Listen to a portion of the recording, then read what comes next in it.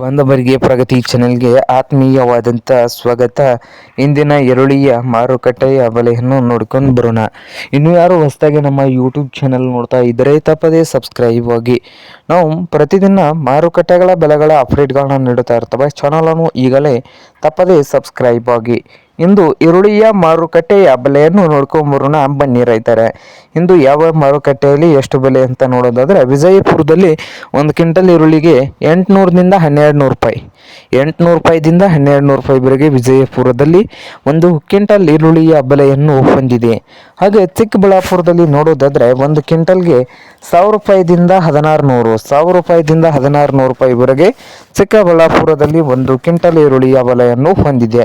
ಹಾಗೆ ಬದಾಮಿಯಲ್ಲಿ ನೋಡೋದಾದರೆ 600 ರೂಪಾಯಿದಿಂದ 1500, 600 ರೂಪಾಯಿದಿಂದ 1500 ರೂಪಾಯಿವರೆಗೆ ಬದಾಮಿಯಲ್ಲಿ ಒಂದು ಕ್ವಿಂಟಲ್ ಈರುಳ್ಳಿಯ ಬೆಲೆಯನ್ನು ಹೊಂದಿದೆ.